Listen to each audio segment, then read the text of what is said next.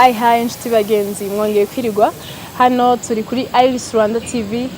hano muri kumwe na Cece na Gugu n'abandi bafatanya bikorwa batandukanye turi kubabwira ngo umwaka mwiza muhire w'ibihumbi 2021 so turi hano uyu munsi kimwe n'abandi bantu benshi dufite amashimwe yuko tukiriho nanone twizihiza umwaka mushya wundi tugiye kwinjiramwo hafi aho mu minsi mikeya cyane kugira ngo dutambuke mu gisha yacu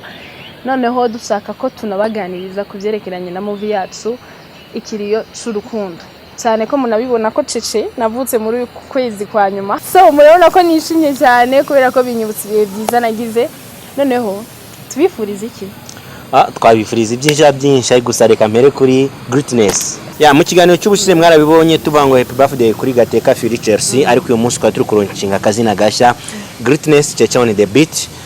nk'umwe mu bantu bahagarariye company nka marketing manager uyu munsi rero nanjye nambaye umupira wanitseho Gugu na Cece on IRIS Rwanda TV nshuti bakunzi nkuko twabanye namwe mu mezi ageze muri 3 dutangiye gukina film ikiriyo cy'urukundo ndetse mukamurukona n'indi film turi gusohora nabwo yitwa Darkness of Christmas twashizemo tugezemo hagati part ya mbere mwarayibonye part ya kabiri nayo mu gitondo iraba yahageze ku isoko ariko icyo nicyo Cece hari ibibazo byinshi abakunzi bacu bashobora kwibaza bagenda batwibazaho bagenda bibaza ku buzima bwa buri munsi duherera sasa dutangire kuri filme dutangire ku buzima bwite bitirama aho dutangirira so je ndumva twohera kuri movie kuko batuze nka Cece na Gugu se dusobanure duhere kuri movie tuje mu buzima busanzwe okay kadutangire kuri movie dutangire kuri movie sasa mwagiye mubona nje na Cece dukina deja film ikiriyo cy'urukundo bona bihagaze bite bo nyene sinzi abantu benshi bafite amawishiza atandukanye harabaza kuvuga ngo ni couple turi couple se tubabwize ukuri tubareke ariko rero ndumva twabateretse kwabwiza ukuri ariko nanje ndamushigikiye Gugu kuko nta kuntu twosoza umwaka turi mu bubeshi noneho tukazokwinjira no mu wundi bimeze gutya ntago mbeshya wowe urabeshya kubyibaza gusa abantu mubona ari ndubesha koko ko Cece ndumugwa neza n'ubuzima busanzwe ari kuri ya nyene koko nk'abandi boss lady donc je ku giti cyanje duhere kuri movie twibanze kuri movie je kugeza ino saha kuva mu nakina movie sigaye numva ko ndi boss lady birenze uko nani sanzwe ndi ubu nkibaza nti ubu wicaranye na boss lady uyumva gute kandi ntubeshe nushake kumenya ko tungana nitungana nyine wewe mbwira wicaranye na boss lady of course how you feel boss lady aranzokanye kuri Noel Christmas yes ni le message ni kiganiro kiri entertainment twabategura uyu munsi kugira ngo mu byukuri abantu mumenye Cece ni muntu ki Gugu ni muntu ki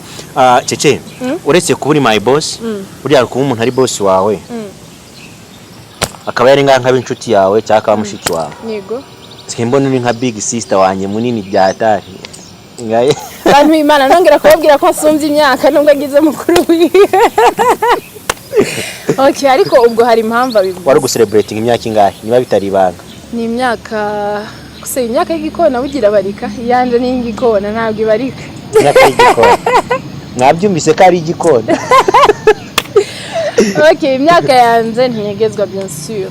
imyaka yanje nariko nizihiza umwaka wa 2022 22 ans ego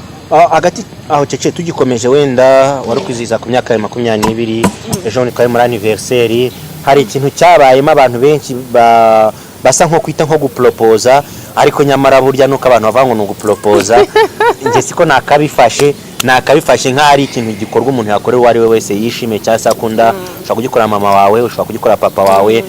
kugira tunabisobanure ni igikorwa wakorera umuntu w'inshuti yawe ashobora kuba yarangije amashuri ye yisumbuye ashobora kuba yagize ibindi birori runaka ukaba wamugenera ururabo ukaba wamugenera kuba mwasangira byaragaragaye yuko nge nawe dukurikije igihe aho bigeze comment wakiriye abantu bakimara kubona video ndi kuguhereza ururabo fiance wawe yakubwiye ngo iki aranyize yarumva ko nashaka gukora ikintu atabizi ariko yarabonye ko nanje natunguwe ariko abantu maze kubona ko ubuzima bwacu babutwaye mu buzima busanzwe kandi ni navyo byiza nico cerekana ko hari impact tuko turakora so Gugu ntago yampropoje pe yabikoze nyene nka brother wanje ni ibintu bateguye ntabizi na buke buke à vrai dire nari nzi ko tugiye gukora ikiganiro nk'ubusanzwe ariko nsanga ibintu n'uburyohe ariko ndashima Imana cyane nukuri ibintu mwakoze nka IRIS Rwanda TV pe nagumye ndi speech n'ubundi yicara nkabitegeye kuko bantu b'Imana keke bamaye ya sinzi ibindi bintu yari rimwe ariko je nari ni sini nasabwo ntayasigaye ngo twongere twizihize umwakuza oya hiyo ni kera nayo mu kwisi kabera Yesu azoba yaragarutse erega we never know uzaba waragiye mu ijuru cyangwa oya Yesu nashaka gusiga gateka uzajya nzosanga umwami wanje Yesu Kristo abaye n'ijuru Bantu b'Imana ntabyemera azi ko atuye mu kirere Cece hari ibibazo byinshi abantu bagiye bakunda kutubaza ngira ngo noneho n'umwanya mwiza wo kugira ngo twinjire mu mwaka mushya hari ikintu dusezeranya abakunzi bacu hari benshi bagiye bandika muri comment ngo bakeneye episode 2 mu cyumweru ikibazo nagira ngo kibasubize kumwe mu bantu bashinzwe kwamamaza filme kumwe mu bantu bari mu management ya IRIS Rwanda TV IRIS Rwanda Limited ugira ikintu ubashokorereho Bantu b'Imana tuhari ku bwanyu cyo ni cyambere ibyo dukora byose ni ku bwanyu kuba mudusupportinga ni kimwe mu bitwereka ko ibikorwa dukora ari byiza niba musaba ko twongera imbaraga ntaco buza ko tubikora mu gihe tuzi neza ko muri inyuma yacu nimwe bavuga ngo babwira umugabo n'umugore ngo you have my back so namwe mudufatiye runini that's why ibyifuzo byanyu byinshi twabikoze haba mu gukosora amajwi wana ibintu bimeze neza noneho n'umwanya wacu tugiye kusacrifice birushirije kuko igikorwa cyo turakora twabonye ko cyakunzwe cyane nta mpamvu sibyo bizodusaba kurara amajoro twemere ntitujye ariko umuhigo turi butangire hano hantu ubeho uyu mwaka rero tutanguranye n'ibintu bishasha gusa ari kuvuga ngo mu mwaka uzi mwitega episode 2 mu cyumweru kandi pe iyo ni promesse tuzogerageza uko dushoboye kose hagwa imvura hakizuba tujya tutajya pe tuzobikora kuko nico twiyemeje yes mwabyumvise izina rigiraho riva ni greatness Cece on the beat impamvu guys twamwise greatness kwako niba ari greatness bivuze iki ugomba guhora hi ako rero ndanabibutsa abantu bafollowinga kuri FB greatness ririho kuva kera nukuri kwari twagateka feature sinagumanye GFC none greatness yari bihurirana nawe ni prophete Gugu we yes gateka uvuze FB cyangwa Facebook witwa nde kuri Facebook nitwa greatness Chelsea Philly greatness tujye kuri Instagram nitwa Chelsea Philly gifatanye nagiye muri comment z'abantu benshi bavuga ngo barakwandika kuri Instagram rimwe na rimwe bakakubura mfite bon contest noneho ebyiri muri zo naribagiwe passport hariyo rero ndi gukoresha ubu noneho benshi bandika gateka ko ari byo bazi Chelsea Philly irabagora byasire nk'ibintu bya greatness ari ibintu biri high n'umwanya mwiza wo kugira ngo inshuti bakunzi mudukurikira kuri IRIS Rwanda TV mumenye naho mwadukurikira nyuma ya IRIS Rwanda TV wankurikira kuri Gugu uzasanga hiyongeyeho Gugu IRIS Rwanda Gugu IRIS Rwanda ariko byumwihariko mwana dukurikira kuri IRIS Rwanda kuri Facebook IRIS Rwanda kuri Instagram IRIS Rwanda kuri Twitter hose ni IRIS Rwanda hanyuma Cece kuri ongera ubibutse ntunza Instagram yawe wenda bashobora no kukwandika kuko hari benshi badafite nimero zawe bagashyira ku Instagram bakakwandikira umuntu yakwandikiye usubiza mu gihe kingana iki ni ibintu biransubiza Bantu b'Imana rero so kibazo ni kibazo gikomeye cyane even no kuri WhatsApp sinovuga ko abantu benshi cyane ariko hari igihe biba ngombwa yuko nyinshi ntazisubiza mu gihe nyacu umuntu abanyandikiye kuri IG ho ndagerageza cyane ariko kuri WhatsApp kenshi biragorana by the way munasanga kuri Chelsea Philly gifatanye hariho ifoto nambaye impuzu z'ikiganga bien sûr noneho turabasaba kandi no kugenda gufollowinga account yacu ya IG ya IRIS Rwanda TV nayo muzosanga amakuru menshi y'ibiranga ibikorwa dukora ego hanyuma Cece hari benshi bakunda gufata ubuzima bwa filme bakagenda bamera nk'ababugize ubuzima buri clear nk'ubuzima real life abakina filme bagahita batubona muri ya sura y'abakinyi ba filme kuba umaze iminsi uri gukinana n'umwe mu bashuti bawe kandi ukaba ubizi neza ko yaguhemukiye nanjye akampemukira ubona nta kiba burimo kumukingira muri oya pe afite aho uri hose reka ndakubwiye n'abakunzi babyumva nibisanzwe ibyo tukina hariya muri movie exactly ni acting tugerageza kuba mu mubiri w'uwo tutari ariko twe expressing ibyo dushaka gukora so by the way n'abantu babibaza byinshi kuri ku mubano w'abakinnyi ba IRIS Rwanda tubanye nk'abavandimwe turi nka famille ego nta kintu umuntu yobura na mugenzi we ubwo nanjye nigarukeho umunsi nagiye kurambagiza batazanyanga ngo nkundana na Cece oya umuhungu wanyu ari ukwiwe pe ubwo nanjye ndukwanje kise ashaka kudutungura umwaka uza umva harimo udusha twinshi episode iri busohoke kabiri noneho anakwirikireho akore n'ubukwe ntawamenya buriya ni hata se bura nzagutanga cyangwa buzabera rimwe cyangwa uzantanga ni iki we zereka mubwire ubu ndi kubireba nshobora kugutanga kubera ko mbabona n'ubundi niba duheruka baragushimuse sinzi ni kubera ko nta makuru mbifiseho ubwo niba baragushimusa ukagumayo simbizi ariko niba uri hano kora ibikorwa utwereke jewe nzokwambarira mbaye ndabivugira imbere y'abantu nzomwambarira cyangwa ire marene ariko rwose ubwo nutinda nzagenda mbere umugore wanjye azakubera marene cyahise nigeze nisabira marenera umugore wanjye nzamuzana kubera marene ubwo se tuzabyumvikana si ubundi ibi bintu byose byo muri IRIS twara amasezerano kuko njye nawe kuba twarabanye mu nzu imwe tukabana muri ofisi imwe ntawe none se ushinyana n'ibyashoboka gusa ubundi uri nka brother wanje usa nazana brother wanje akambera nka pare data ndacyari n'umwana sindageza ku myaka yo gushingirwa bantu b'Imana arababesha nukuri afite imyaka nk'igikona nanjye ndamureba nkavuga ati se wahuye n'ikibazo gihera imyaka 13 murabona Cece atari kunshwa ngo nzana umugore niba mubona nabishobora hasi muri comment mumbwire ngo zana umugore ndahita muzana ako ibyumvikana ko wanamubitsa ahantu ariko warabonye umuntu atubura umuntu akamuzana atarasanzwe amufise ko byanze bikunze ntabwo nzabura umukobwa umwe ntaje gusaba urukundo ngo arunyime nk'abakobwa ngo mudukurikiye ko mu ngano basi nayaka yaramubonye okay sati ibyo tubireka ahubwo ufite akabazo ko kwibariza ubu se muri bari abakobwa bose dukinana kuko hari amagambo menshi novuga ngo ndavugira abafana n'abatarakina movie bakunze kubona ibigaragara noneho abantu benshi bakabaza bati none se Gugu uye kwa Cece ageze kwa Tony sibyo ejo azaza kuza n'undi none se nta feelings iraza bivanye n'ibihe mukubona nka jebe bantu b'Imana mbaye ndikuramo pe noneho urukundo ruri hagati ya Gugu na Tony mbabare tubwire nta kindi kintu kiri mu ndani ariko nanjye ndaza kukubaza bavandi harimo urukundo rw'akazi ya etape yitwa fili ni irimo hagati turi gufiringa nyine turi gufiringa izindi feelings niziza zishobora kuzatemba zijya mu Bugande cyangwa mu Burundi cyangwa mu Banyarwandakazi ntabwo nzi darapo ngo nzaryambika ariko ntabwo nzi ngo ni hehe rizaje ariko umunsi nasezeranye ku mwenda wa nyaza bari idarapo ndabyumva noneho ikibazo kiri kugaruka ni kimwe Gugu ashatse kutubwira ko mu bakobwa bose afise hara muri movie nta numwe yumvamo pe gateka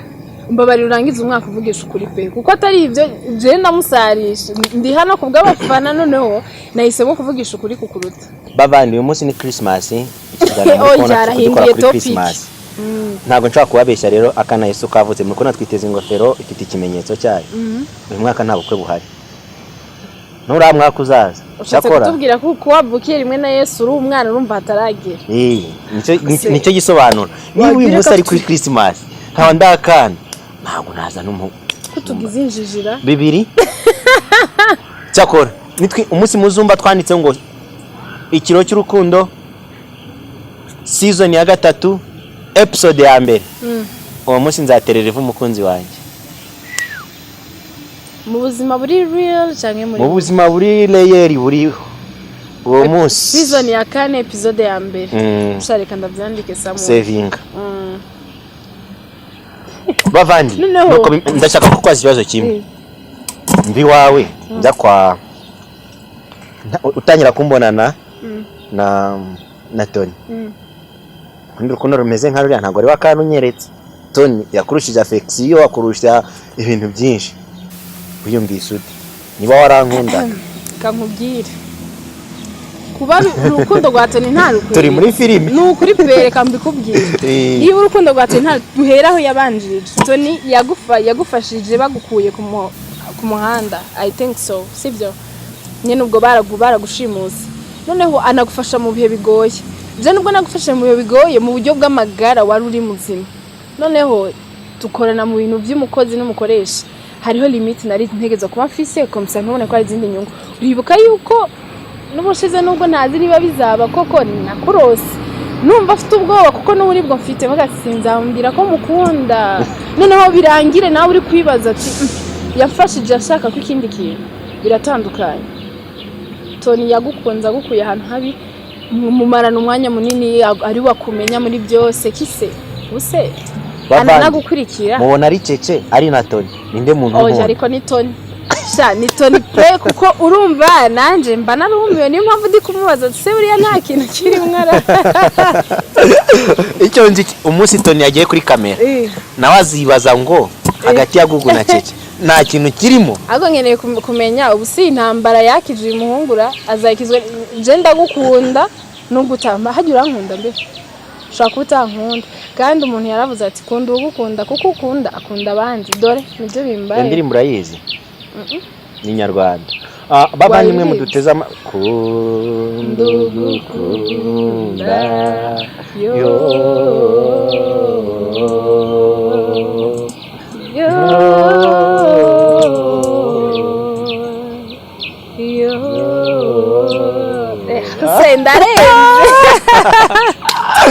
yes ati kunugukunda yego filime rero inshuti bakunzi ikiro cy'urukundo nkuko mubibona tunashimira abanditsi dushimira timu yose ikiro cy'urukundo mu byukuri ngiye kuvuga amazina y'abakinyi byafata indi etape ariko uzaje avuga izina rimwe ntabwo ndashaka kwifuriza abakinyi bo muri filime ikiro cy'urukundo umwaka mushya tukifuriza n'abafatanya bikorwa umwaka mushya twagira comment gato tugaruka mu buzima busanzwe tugane ku aya mazina ntitwayasoma ngo tuyarangize kuko ni benshi cyane mwagiye mutwereka urukundo kandi namwe mukomeze mutwereka urukundo vraiment icyo nzi cyo abantu mutuba hafi kandi mukomeza kudukurikirana byanze bikunze umunsi uzaba umwe tugire umuhuro ariko kandi dufite n'amagroupe y'abafana amagroupe ya WhatsApp dufite amagroupe ya WhatsApp abafana duhuriraho tukaganira tugahuza abafana n'abakunzi ukeneye kugira ngo uhure n'aba bangaba mujye muganira twandikire ba nimero hasi unyandikire nzahita nkwadinga muri groupe ubundi tuje du chattingira mo hagati Cece ndumva twagana ku musozo uyu munsi yari Christmas ariko kandi yari anniversary twatucenjoye anniversary yayo nyuma y'imisi 3 baye I'm still a baby uracyari uruhinja uyu munsi twamuritse umwambaro mushya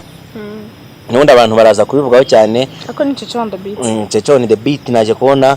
wari wapize style inzara zihuye n'umupira abantu wajanishije ibintu byose